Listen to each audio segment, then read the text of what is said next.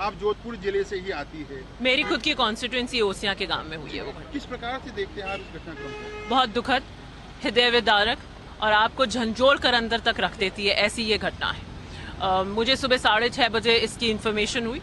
उसी वक्त हाथों हाथ मेरी एसपी से भी उनका भी फ़ोन आ गया और वो वार्तालाप लोकल पुलिस से और सबसे चल रही थी। कलेक्टर से भी बात हो गई, सब मौके पे पहुंच गए हैं। पूरी मुस्तैदी से उसको देखा जा रहा है। किसी भी सूरत हाल के अंदर अपराधियों को नहीं बख्शा जाएगा और ये संदेश देने की हम कोशिश करेंगे कि इस तरह के अपराध पे अंकुश लगे और अपराधियों को ये संदेश जाए कि आप इस तरीके के समाज में इस तरह की घटना को नहीं कर सकते हैं। लेकिन मेरा प्रश्न ये है कि ओसियां जिसके यहाँ पर ये काम हुआ, जिस थाने के अधीन आता था, वहाँ पे 1 महीने पहले श्याम पालीवाल के साथ पे कटर पे 4, 5, 6 जनों ने मिलकर उस पर बर्बर हत्या का मामला हुआ। मुख्य आरोपी फरार हो गए।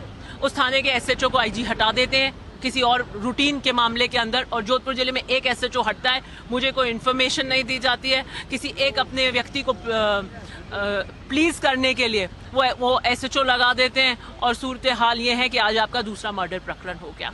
आपके यहाँ पर एनकाउंटर हो जाता है बाड़मेर के अंदर, जोधपुर की पुलिस जाके वहाँ एनकाउंटर कर देती है और आपके आईजी मस्त नींद में सो रहे हैं।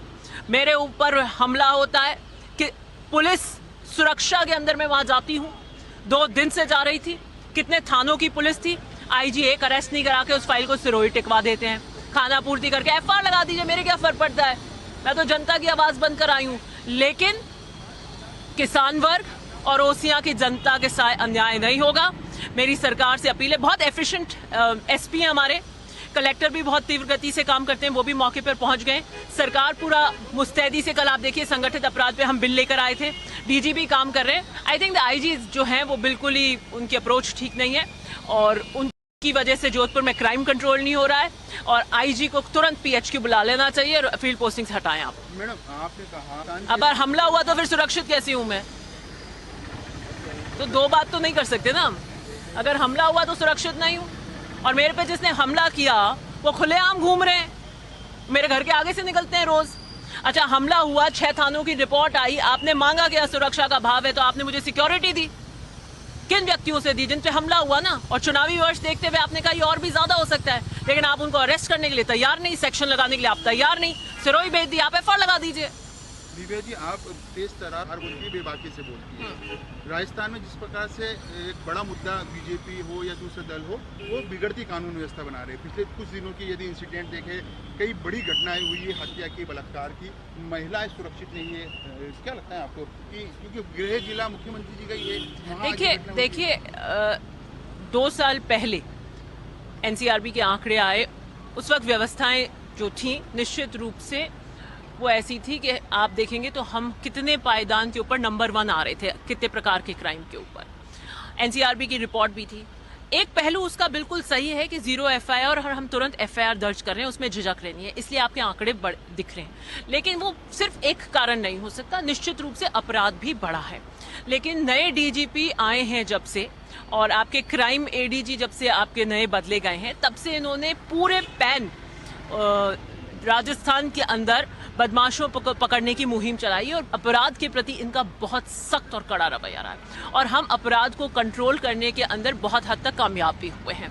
और ये सुरक्षा का माहौल भी गांवों में आया क्योंकि हर दिन और रात पुलिस की गश्त होती थी अपराधियों को पकड़ने के लिए। किसी पे 2000 का नाम, जितने भी बदमाश थे उनकी एक लिस्ट की सूची चस्पा होकर और रात और दिन गश्त होती थी और वो कहीं बीकानेर में उसके रिश्तेदार हैं तो वो भी ट्रैक हो रहे हैं। किसी भी तरीके से बदमाशों को नहीं रहना दिया जाए और कोई भी क्राइम की सूचना हो तो वो।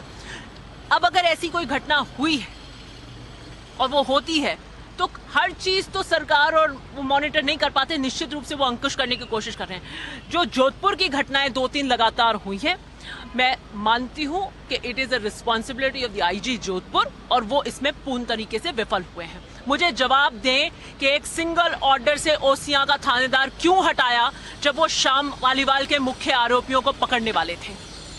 क्यों हटाया आपने? क्या कर रहे हैं आप? एनकाउंटर हो जाता है, आपकी पुलिस जाके एनकाउंटर कर देती है। हम यूपी में एनकाउंटर होते हैं तो रूल ऑफ लॉ की बात करते हैं, हमारी पुलिस क्यों एनकाउंटर कर देती है? आईजी जवाब दें। आईजी ने मेरे केस के अंदर एक भी अरेस्ट नहीं कराई, जवाब दें। मैं तो विपक्ष क्यों, सत्ता क्यों या आम व्यक्ति हूं? वो वीडियो तो आपने देखे क्या आप उसको नकार सकते हैं? अच्छा, मैं पुलिस सुरक्षा में गई थी, मैं पुलिस सुरक्षा में जाके जब 5 थानों को ये पता था कि मेरे पे हमला होगा, फिर भी हमला हो जाता है। आपको वो असामाजिक सदस्य जो लट बजा रहे थे वो दिख रहे हैं, आइडेंटिफाई हो चुके हैं, क्यों अरेस्ट नहीं किया आपने? आप जांच क्यों बदल रहे हो? और मैं तो कहूँ जांच 10 बार बदलिए आप, क्या बदलने के लिए? उस पर हमला हुआ, डंडे पड़े, वीडियोग्राफी है, आप आइडेंटिफाई कीजिए, अरेस्ट कीजिए। आप तो सेक्शन नहीं लगा रहे। दबाव किसका है? मुझे नहीं पता किसका दबाव, आईजी खुद ही इनएफिशिएंट है, किसका दबाव है? ऐसी चीजों में कौन दबाव देता है? मुझे एक बात बताइए, एक महिला विधायक के ऊपर अटैक हुआ, वीडियो को देखिए, अरेस्ट कीजिए, इसमें क्या दबाव आ सकता है किसी का? मेरे प्रकरण होने के बाद डीजी से मिली थी मैं, और मैंने उन्हें कहा कि इसमें सेक्शंस नहीं लगाए आपने।